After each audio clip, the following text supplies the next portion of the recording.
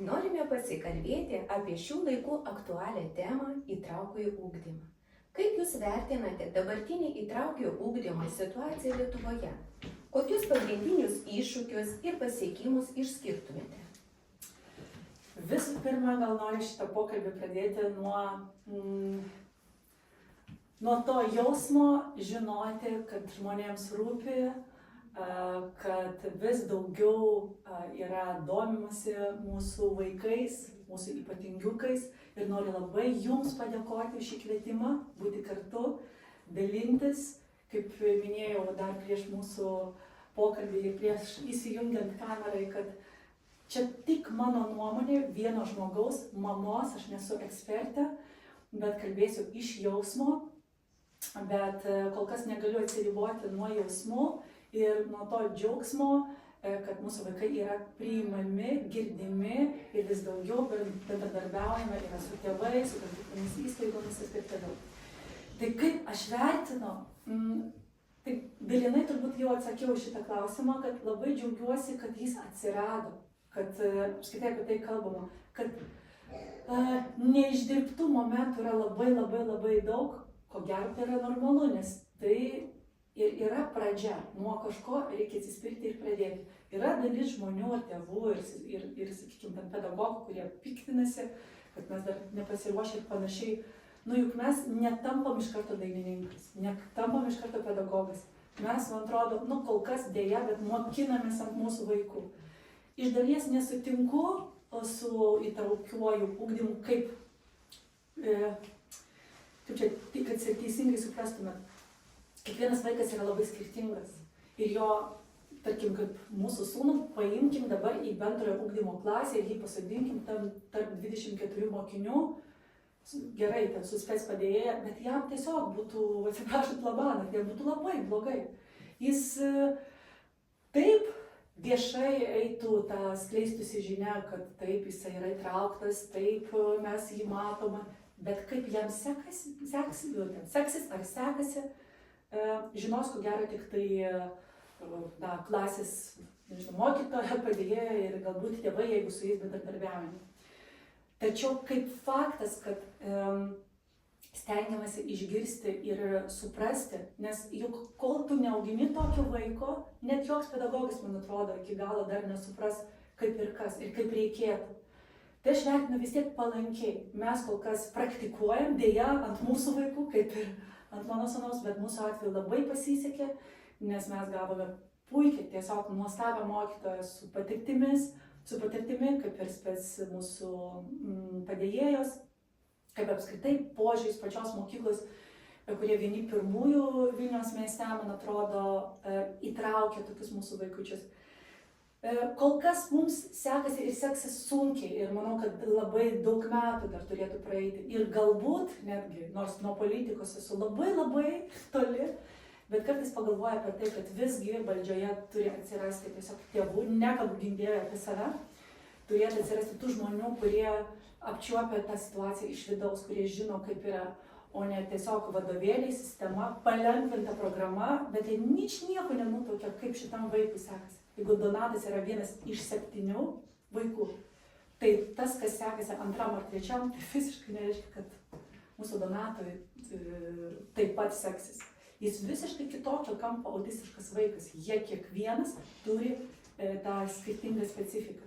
Todėl labai reikia atsižvelgti į sudėtingumą, raidos sutrikimų, labai į patį vaiką. Ir tik tada, čia reikėtų ilgo kelio, kad, surasti tinkamą ugdymo sistemą būtent šitam vienam vaikui, o jų yra masės. Išsiplėčiau šiek tiek, bet pradžiai... Aš su jumis sutinku. Sakykite, kokie specialistai jūsų nuomonė turėtų dirbti ikimokyklinio ugdymo įstaigoje, kad būtų užtikrintas kokybiškas ugdymas? Kokia jūsų nuomonė, ar Lietuvoje pakanka švietimo pagalbos, ar reikia papildomai lankyti specialistus? Jei taip, tai kokius? Vienareikšmiškai, pas mūsų visko trūkumas, man atrodo. Tiek darželiuose, tiek mokyklose, apskritai tiesiog, bet Dėl ko jų trūkumas? Dėl to, kad nėra motyvacijos. Kaip ir mūsų vaikams. Kodėl Donatas turi atlikti namų darbus? Kodėl? Kas jį motyvuotų? Kaip tu gali užmotyvuoti ir paaiškinti tam vaikui, kad dabar sėdam padarom? Jis tiesiog nenori. Tai kodėl vienas ar kitas jaunas žmogus turėtų rinktis tokią profesiją? Jis nėra motyvuotas. Jis nemato iš turbūt giliau ir tų prasmingesnių šaknų. Ir dažniausiai turbūt tai yra tie žmonės, kurie arba turi kažkokių sąsajų, arba tai yra kažkokie giminaičiai, dėl ko irgi išdygsta tam tikri raidos centrai. Dažniausiai tai yra kažkokia pasiekmė. Turiu tokį vaiką, praėjau kelionę, įkūriau įstaigą ir taip toliau. Tai tikrai labai didelis trūkumas ir specialistų, ir pagalbos, ir sakau, dar man rodos praeis labai daug metų, kad mes galėtumėm kažkaip turbūt netgi susitapatinti su savimi. Vat vakar netgi kalbėjau su tokia bičiulė apie mūsų sūnus, nors jos sūnus 19 metais, be jokių raidos sutrikimų, bet su tam tikrais galbūt jautrumo ypatumais. Ir jinai sako, žinai, kad aš net neabejoju, kad kiekvienas iš mūsų mes turime savotišką autizmo spektrą. Pritariu 100%. Ir kai mes pradėsime tokiu kampu žiūrėti, kad mes visi skirtingi ir priimkime tuos skirtumus, tik tada turbūt kažkas pradės keistis. O tu atsakymas turbūt, aš taip išsiplėčiau, bet esame suprato. Iki mokyklinis, matot, mes keliavom iki mokyklos per 3 darželius. Mes spėjome pakeisti 3 darželius. Dabar aš jau tokia labiau pasikaušius, labiau jau turbūt žinočiau, kaip daryčiau, jeigu daryčiau anksčiau, bet dėl nieko nesigailiu. Tai yra patirtis, tai yra mano išskirtinė kelionė, kurią labai džiaugiuosi. Visada gal skauda labiau, kai tai liečia tavo vaiką. Ir kai tu galėjai duoti geriau, bet tau nepavyko, nes tu nežinojai, nes tau gėda buvo eiti, prašyti, belstis į duris, tai galbūt kažkur elgčiaus kitaip. Bet galiausiai šiandien tuo galiu dalintis su kitomis šeimomis, su žmonėmis ir turiu tą svorį viešumo, ačiū Dievui, kad galbūt kitos šeimos to išvengtų.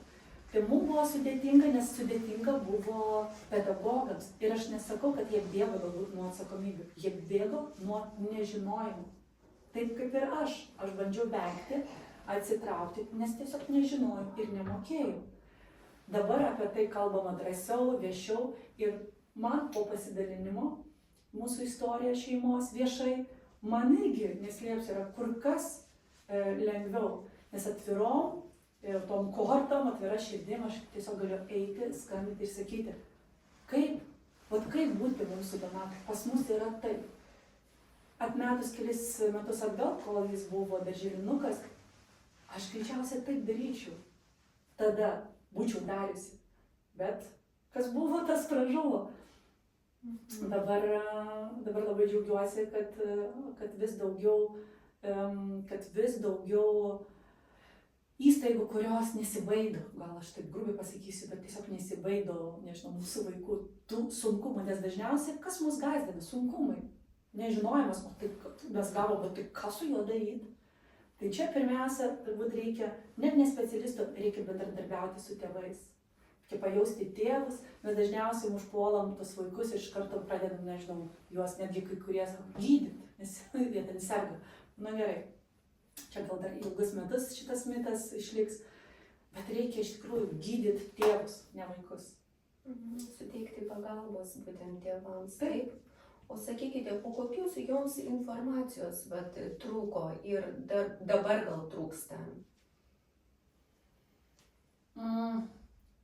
Informacijos kaip tokios galbūt net netrūko, tiesiog buvo daugiau baimių ir gal nepasitikėjimo savimi, kad jeigu aš kažko nežinau, tai aš kažkokia esu kvailesnė, nežinau, tai gal specialistai žinos, tada tu bandai per pažintis, jų ieškoti, kažkur kreiptis, kažką fantazuoti, bet iš tikrųjų yra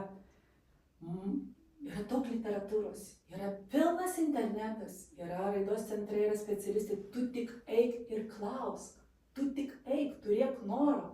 Mes beje po vieno apsilankimo raidos centre, nepamenu dabar jau ar po antrojo, ar po trečiojo, gavome tokį savaitės, žodžiu, čia vadinti irgi tokį,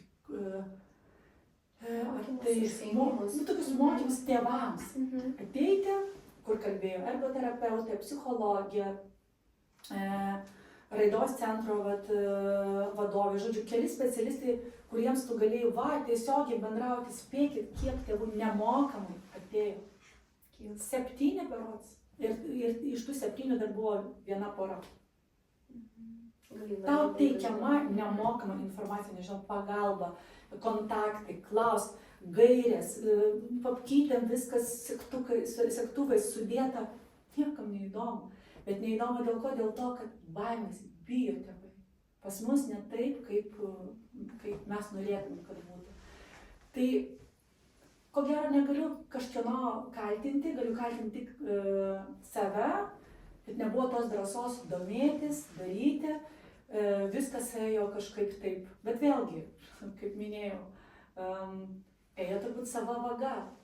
Mano ta kelionė, mano baimės reikėjo pačiai ir perlipti. Psichoterapijos pagalba, susitikimus su kitom šeimom, su kitais tėveliais, kas beje man labai mane išlaisvino ir dar labiau sustiprino. O ko vengiau daug metų iš tikrųjų.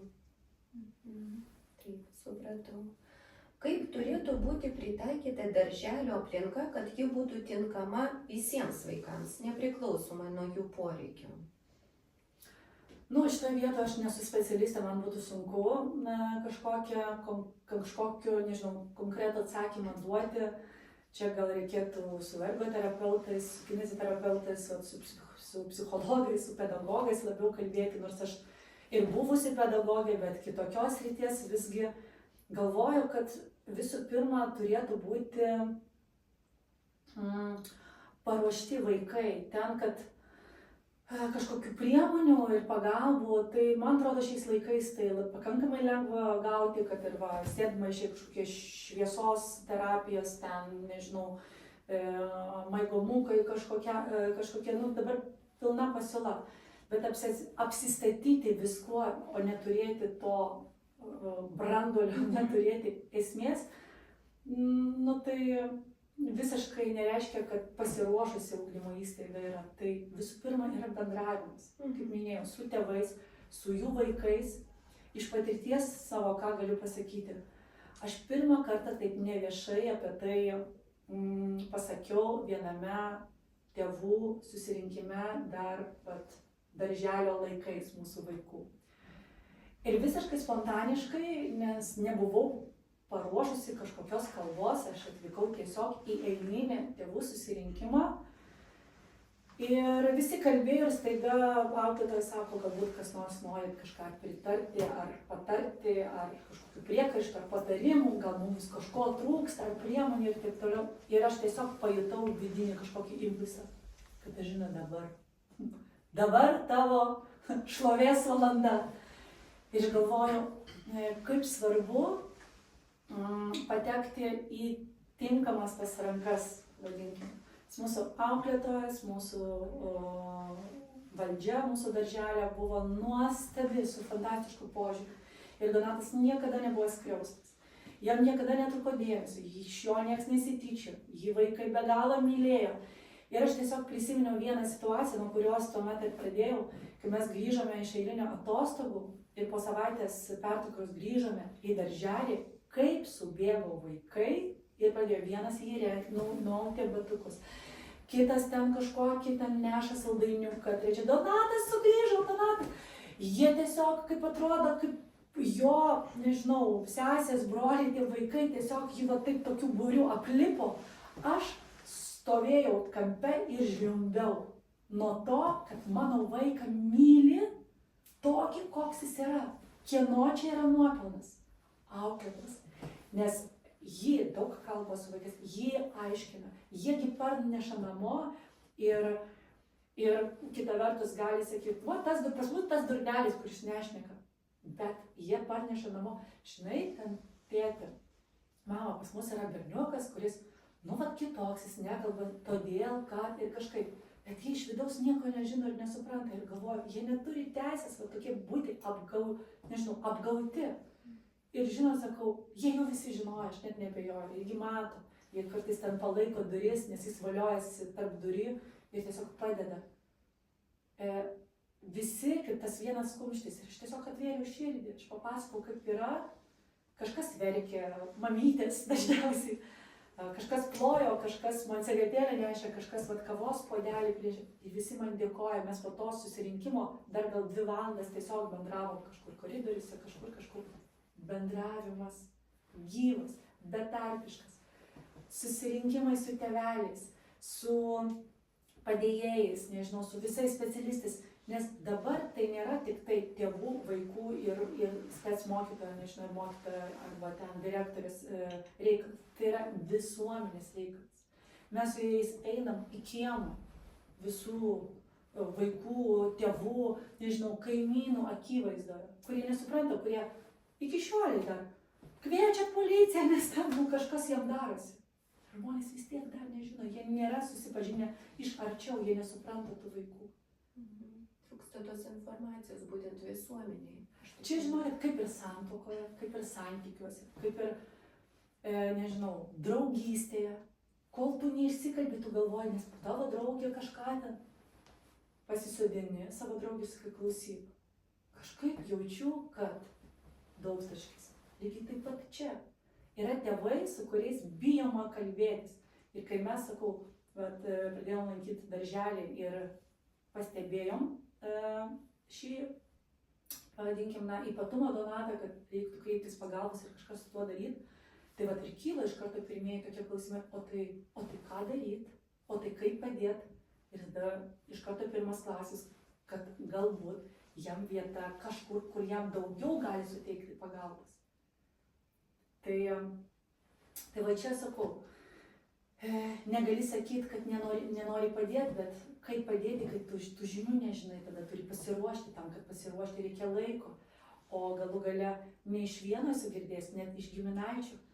O tai kaip pasakyti tau, mamai, kad, na, žinai, su tavo vaiku mes matome kažkaip. Yra didžioji dalis, dabar gal šiek tiek pasikeitė situacija, ko gero jūs daugiau galėtumėt šią temą man pasakyti. Bet iš esmės, tiesiog pedagogai, valdžia, žmonės bijo kalbėti šią temą jautria tėvams. Ir dažnu atveju tėvai uždaro iškart duris, užsidaro, nenusišnekėkit, tai jeigu jis jautresnis, tai ką, jis jau autistas, jie iškart, ir čia yra jų kompleksai, jų kažkokie išgyvenimai, problemos, jų baimės, ne vaiko, čia yra jų. Todėl visų pirma, man atrodo, reikia pokalbis su tėvais. Jeigu matote, kad vaikui kažkas kažkaip iš karto bandyti surasti raktelį į širdį tėvų.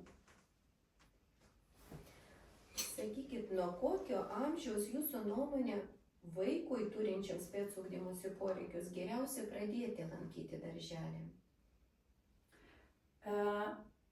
Bandau, taip, ar teisingai supratau klausimą. Jeigu planuojame lankyti darželį ir, tarkim, aš jau žinau, ar ne, kad taip, mano vaikas nujaučiat, kad kažkas tai bus, kad tai yra kažkokie tai sunkumai, tai ar anksčiau, ar vėliau, Aš esu turbūt, aš būsiu neobjektyvi, aš vėlgi iš savo patirties, kuo anksčiau. Kuo anksčiau iš to, nežinau, burbulo, iš to šiltnamio patogumo tos zonos. Viskas, kas mus trikdo ir kas mums neaišku, nepatogu, tai yra nekomforto zona. Ir kai mes matom, kad vaikas namie ramesnis, kad jam čia tas geriau, jis čia ir valgo, jis čia ir miega, ir tas ir anas, mes kažkaip, gerai, nuėjo, tam vėl susėdo, tai gal dar pabūna tegul.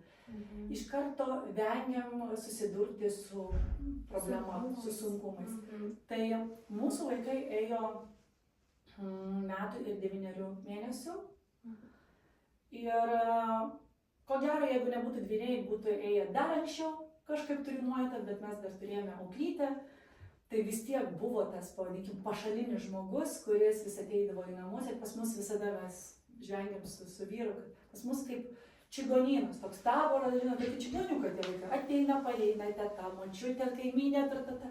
Jie nuo mažiuko priprato, kad visada yra kažkas ir tas yra gerai.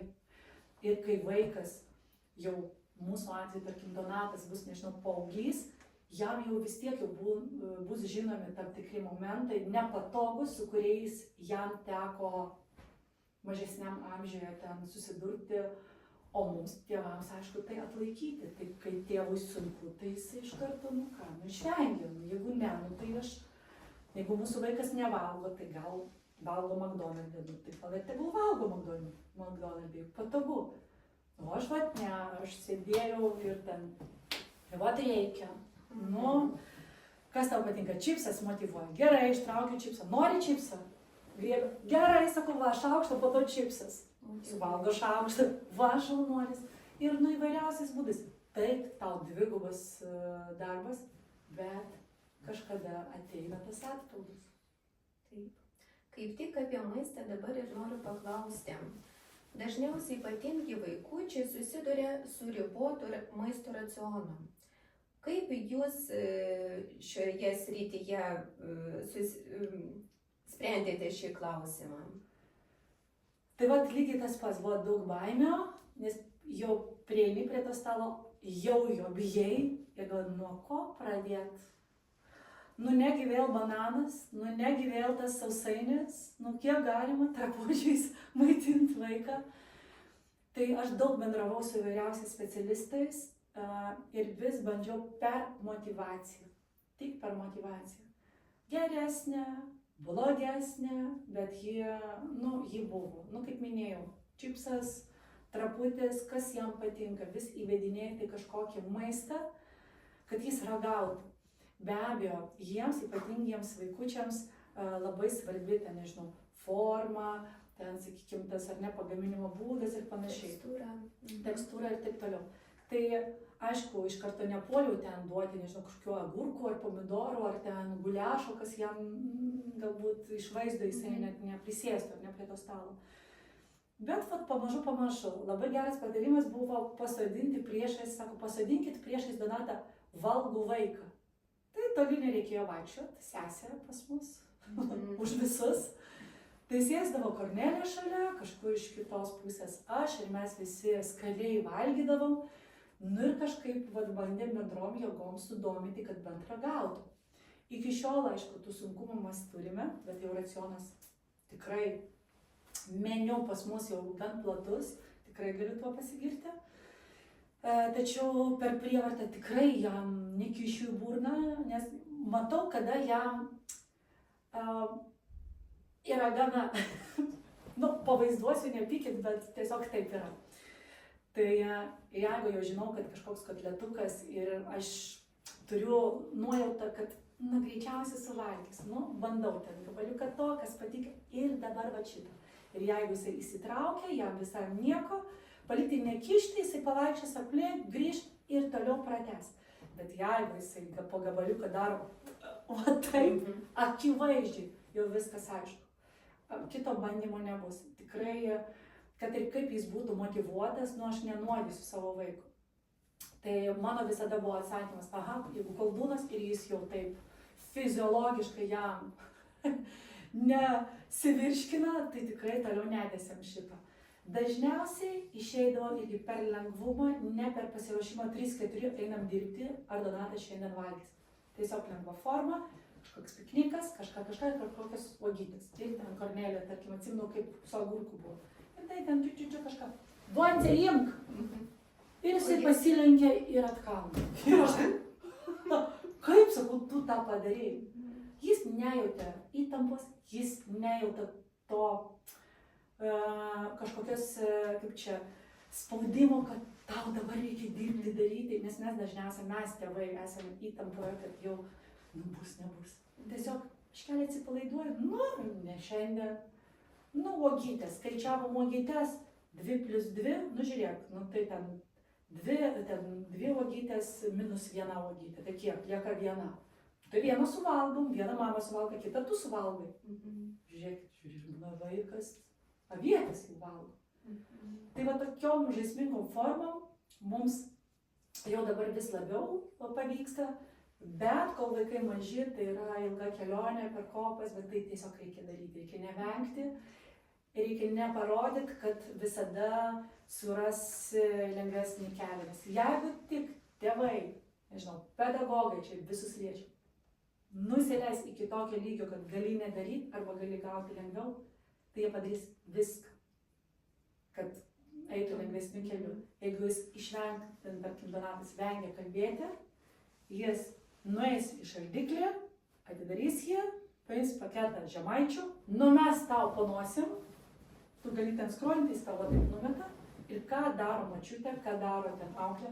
Ai, Donatai, nori žemaičių? Gerai, einam tam. Nori? Tikrai? Na, žemaičių. Ką daro mama, kuri jau protinga? Sėdi 5 minutės, 10 minučių, 15, kartais pusvalandį, sėdi, vaikšto. Mama ateik. Arba ten, mama, duok mamaičių. Žinoma, einam kepdonce. Viskas. Vaikas jaučia, kad nesulauks to lengvo kelio ir jam tenka kalbėti, nes jis tą geba. Tiek, kiek aš žinau, kad jisai geba, aš jo neprašysiu sakiniais dabar man, prašau, eilėraštį ir tada gausi. Ne, bet tu žinai, kad jis bando tavo ribas ir jų negalima gailėti, jam viskas yra gerai. Mes įjunkim, ne mes. Dažniausiai tai yra močiučių, senelių ta problemėlė, kad įsijungia gailestis, taigi jam sunku, taigi ką, negi sunku duoti jam, man nesunku, mes darome jiems meškos paslaugą. Taip pat darželėje, taip pat mokykloje, kiek, tiek, jeigu tik atsakysi už jį, jis visada sėdės ir lauks, kad tu padarytum už jį tai. O jų kantrybės, patikėkit, užtenka už visą darželio turbūt kolektyvą ir visus vaikus surinkus. Jie gali iki vakaro čia sėdėti ir laukti.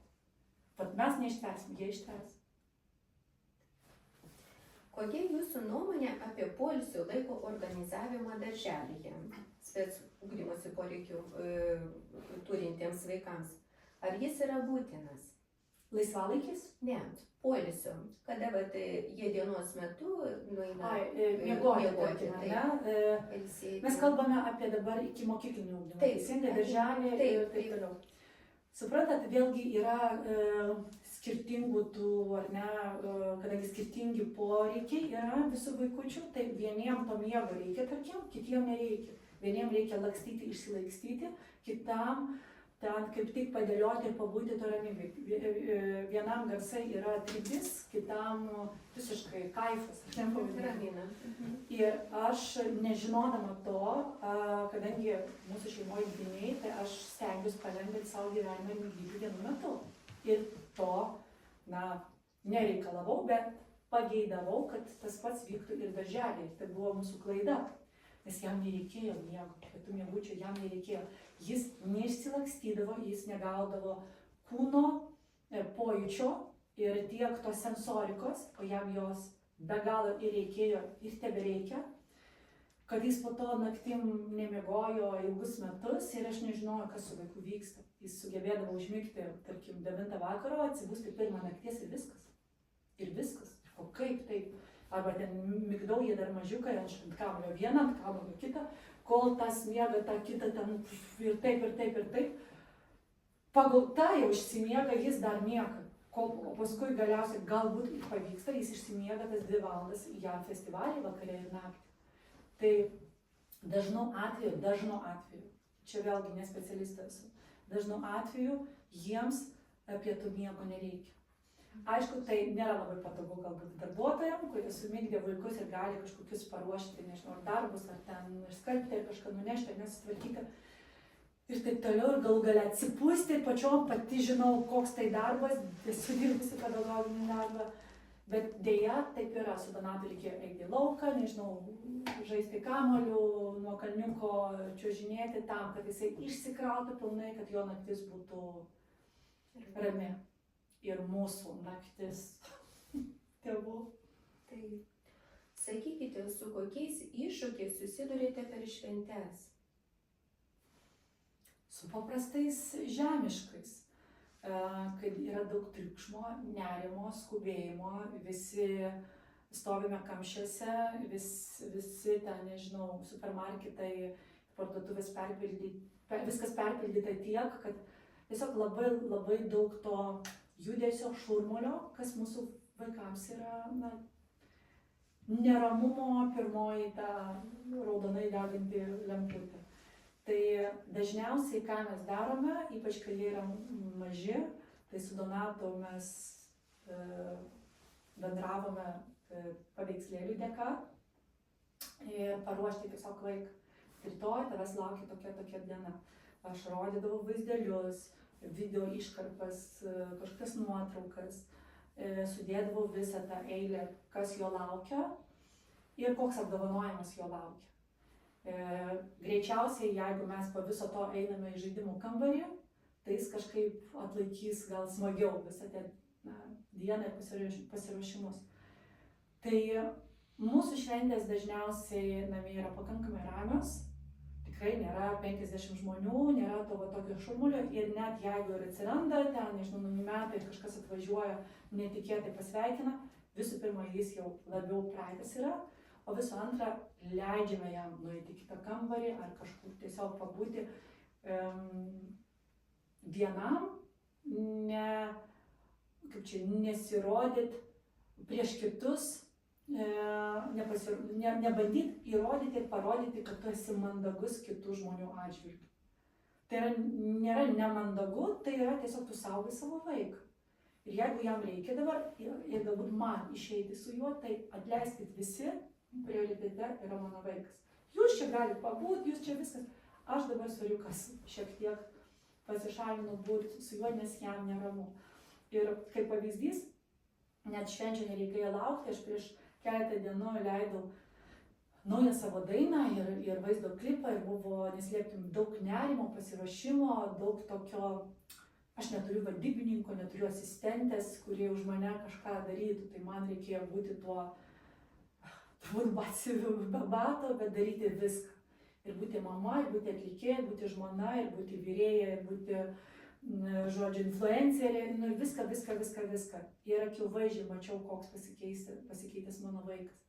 Dabar aš tiesiog jau iš anksto priimu, kad bus visai ir greičiausiai bus neramu ir bus blogai jam, o kai jam blogai, man blogai, ir tiesiog ištverti tą laiką.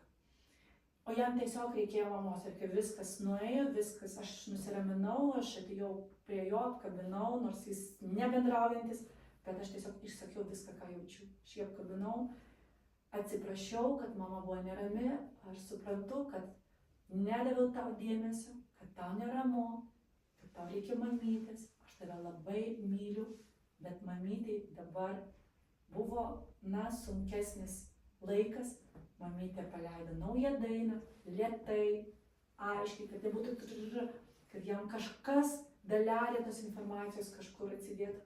Ir žinokit, aš jį taip už rankos laikydama, jis taip ir užmigo, atrodo kaip pasaka aš jam pasako. Ir kitą dieną man logopedė siunčia video, Donata šiandien puikiai dirba. Ir man dabar grūdimas. Ačiū. Sakykite, ar sunku lankytis ekskursijose? Prisipažįstu, aš savo vaikų ekskursijas vežioju tikrai labai retai, jeigu važiuojame, tai dažniausiai per sanatoriją, prie jūros, į gamtą, pasimaudyti, nežinau, kažkaip va taip. O darželėje, mokykloje tikrai labai daug visokiausios veiklos, tos popamokinės, vaikai maksimaliai įtraukiami yra. Ir aš labai džiaugiuosi, jis dalyvauja visur, važiuoja visur, būna visur. Ir kartais net matau iš video vaizdų, nuotraukų, kad jiems sekasi kur kas geriau negu man tokiose kelionėse. Tai ir laiminu ir sakau iššaunuoju. Dėkuoju Jums už atvirus atsakymus ir už Jūsų nuoširdų pasakojimą. Ačiū Jums dar kartelį nuoširdžiausiai.